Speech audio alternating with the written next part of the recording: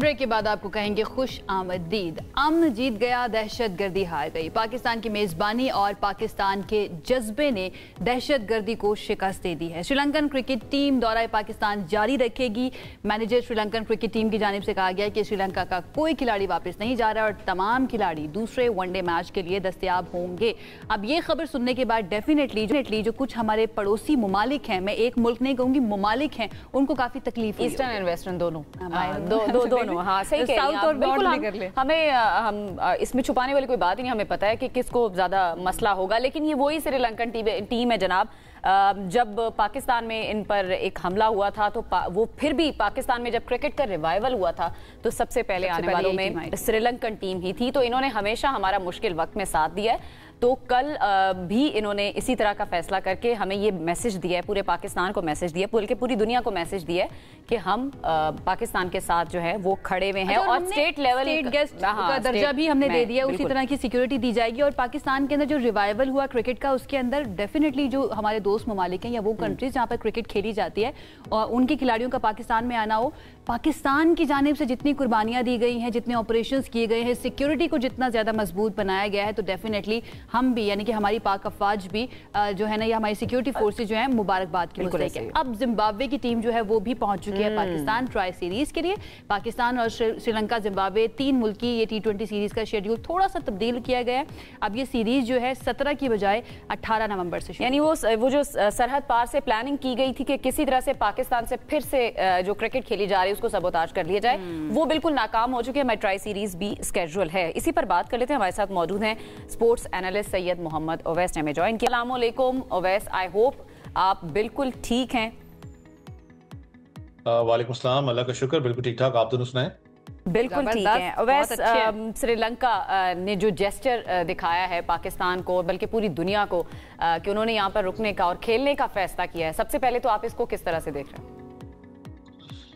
इस चीज़ पे अगर अनम थोड़ा सा पाकिस्तान क्रिकेट बोर्ड की बात करूं तो प्रोएक्टिवनेस को आपको दाद देनी पड़ेगी, खास करके चाहे मोहसिन नकवी हैं या श्रीलंकन क्रिकेट जो श्रीलंकन एम्बेसडर यहाँ पर बैठे हुए हैं, जिस तरीके से उन्होंने इस चीज़ को लेके चला। फिर hats off to the Sri Lankan cricket board के उन्होंने बहुत जल्दी इस चीज़ को रिस्पॉन्ड भी किया, क्रिकेटर्स से बात भी की। कल आपको पता हो स्टेट सिक्योरिटी की जब हम बात करते हैं, खास करके जो प्रोटोकॉल की बात करें, जो इनको स्टेट गेस्ट का तो दर्जा है, पाकिस्तान वाहिद कंट्री पूरी दुनिया के अंदर जिसने ये चीज इंट्रोड्यूस करवाई थी क्रिकेट के अंदर कि आपको स्टेट लेवल की सिक्योरिटी प्रोवाइड हर किसी टीम को दी गई थी। यहाँ पर अभी भी दी जाती है। बहुत से ममालिक इस पर बात भी करते हैं कि पाकिस्तान में ही ऐसी सिक्योरिटी हमें प्रोवाइड की गई थी।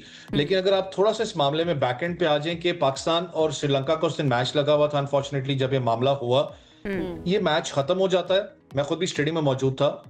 अगले दिन जाके कोई 4-5 बजे के लगभग ये मामला सारा स्टार्ट होता है श्रीलंका क्रिकेट के अंदर कि जी अपना सिक्योरिटी इश्यूज हैं, ये मामला आते हैं, जी हम लोग नहीं कंटिन्यू करेंगे।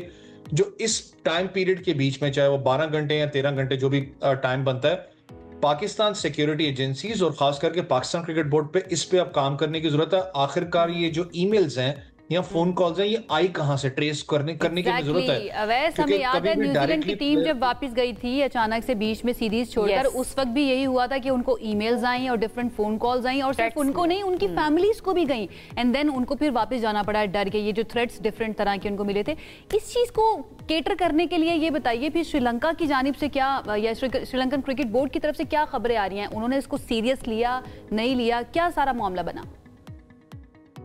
देखिए, आपके सामने जब उन लोगों ने एक स्टेटमेंट जारी कर दी कि अगर कोई भी प्लेयर वापस आना चाहता है तो उसको फिर कॉन्सिक्वेंसेस भी भुगतने पड़ेंगे। जो उनका बैन है, चाहे साल का लगता है, चाहे 2 साल का लगता है, वो देखने वाली बात होगी। लेकिन एक प्रोएक्टिवनेस आपको पाकिस्तान और खास करके श्रीलंका क्रिकेट बोर्ड से नजर आई, जो कि इंपॉर्टेंट थी। खुदा न खास्ता ये मामला हो जाता तो आने वाली जो PSL है, चाहे डिफरेंट जो मैचेस यहाँ पर होने, उस पे कहीं ना कहीं स्टेक लग सकता था इंटरनेशनल क्रिकेट के ऊपर। और वही चीज आपको पता है इंडिया चाहता है, क्योंकि हमेशा उन्होंने यही बात की कि जी हम पाकिस्तान को आइसोलेट करेंगे स्पोर्ट्स के अंदर। पूरी दुनिया के अंदर आप कोशिश तो करते हुए आए, और अल्लाह का शुक्र है कि 11वां एडिशन इस वक्त पाकिस्तान सुपर लीग का होने वाला है। आपको मुझे याद है जब PSL का पहला एडिशन था या दूसरा लेजेंड लीग के नाम से जानबूझ के इंट्रोड्यूस करवाया गया ताकि इसका मजा किरकिरा करे जब हम दुबई में खेलते थे।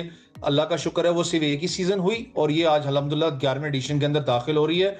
एक अच्छी चीज है कि एटलीस्ट पूरी दुनिया को आईना नजर आ रहा है, क्योंकि जब आप लीग टीम्स की बात करते हैं, पूरी दुनिया में लीग के ऊपर उन्होंने कब्जा तो किया हुआ है। जब आप लीग्स के अंदर काम करते हो, जो उनकी फ्रेंचाइजेज हैं जिन्होंने उन्होंने खरीदी हुई हैं, उनमें जो पाकिस्तानी ऑफिशियल्स को अब तो वो ऐसा मैनेजमेंट के अंदर भी लेते नहीं है, प्लेयर तो बहुत दूर की बात है। अगर कोई उसमें मैनेजमेंट को फॉरेनर अगर वो पाकिस्तान सुपर लीग के साथ काम कर रहा है, बैकएंड पे उसको ब्लैकमेल वो बाकायदा तौर पर अब करते हैं कि अगर आपने ज्वाइन किया पाकिस्तान सुपर लीग को या किसी भी कैपेसिटी में गए तो हम आपका जो कॉन्ट्रैक्ट है वो रिवोक कर देंगे। आईसीसी इन मामलात को देखता है, आप थोड़ा सा बता दें हमारी अंडरस्टैंडिंग के लिए। इस तरह की कोई ईमेल्स मौसूल होती हैं अगर किसी टीम के प्लेयर्स को या मैनेजमेंट बोर्ड को, तो आईसीसी इसमें कोई रोल प्ले करता है? कोई इंटरनेशनल रूल्स हैं इसमें? अच्छा, एक चीज है कि जब ईमेल्स की बात आती है ना या फोन कॉल्स की बात करें तो डायरेक्टली प्लेयर्स को नहीं आती, वो आती हैं उनके एजेंट्स को, क्योंकि एजेंट्स ऑब्वियसली प्लेयर्स को डील कर रहे होते हैं, तो वो उनके साथ क्लोज कोऑर्डिनेशन के अंदर, चाहे फैमिली हो चाहे उनके साथ वो क्लोज कोऑर्डिनेशन में होते हैं, तो वही आगे से अपना मैसेजेस देते हैं। ऑब्वियसली क्रिकेट बोर्ड को भी कहीं ना कहीं, मैंने कहा ना, ईमेल जरूर आई होगी जो सारा जो भी मामला खड़े हुए थे। आईसीसी की बात करें तो आईसीसी कहां पर है आपको पता है, stands for Indian cricket council, उसको पता है सारे मामला। अभी भी जो हैंडशेक वाला इशू बना था, जे शाह बैठे हैं, उन्होंने कभी जिंदगी में कुछ नहीं करना यहाँ पर। उनको पता है कि भाई अगर मैंने कोई एक्शन लेने की भी सोची तो ये सारा का सारा मेरी ही मुल्क के ऊपर आना है, क्योंकि अगेन पाकिस्तान हो, पाकिस्तान क्रिकेट बोर्ड हो, पाकिस्तानी अफवाज हो, हमेशा उनका एक ही मैसेज होता है कि bring it on, we are ready. बहुत शुक्रिया, वैसे हमारे साथ मौजूद थे और अपना वो तज्जिया पेश कर रहे। पीएसएल के बारे में जो उन्होंने बात की ना, मेरे ख्याल से हमें इतना घबराने की जरूरत नहीं है। अगर हम आईपीएल की तरफ देखें, वहां से कितने स्कैंडल्स हमारे सामने आते हैं। कभी मनी लॉन्ड्रिंग की बातें की जाती है, कभी कहा जाता है कि दीगर टीम्स है ना, उनको उनके खिलाड़ियों को ब्लैकमेल किया जाता है कि अगर आप पाकिस्तान के अगेंस्ट अच्छा खेले या अच्छा ना खेले तो फिर आपको जो है ना आईपीएल में नहीं लिया जाएगा। तो ये वाले जो टेंट्रम्स हैं या ये वाले एटीट्यूड्स हैं पाकिस्तान में हमें नजर नहीं। बिल्कुल ऐसा ही है। लेकिन मैं जाते जाते क्रिकेट पे भी थोड़ी सी बात हम करना चाहेंगे। आई होप कि पाकिस्तान ये मैच जीत जाए जो अगला होने वाला है श्रीलंका के अगेंस्ट। उस पर भी आज हम, जाहिर है सारा हमारा अटेंशन ही डाइवर्ट हो गया जो सिचुएशन थी उससे लेकर, लेकिन इस पर हम आइंदा भी बात करते रहेंगे। सीरीज से मुतालिक भी और आगे ट्राई सीरीज भी आ रही है, उस पर भी हम बात करते रहेंगे।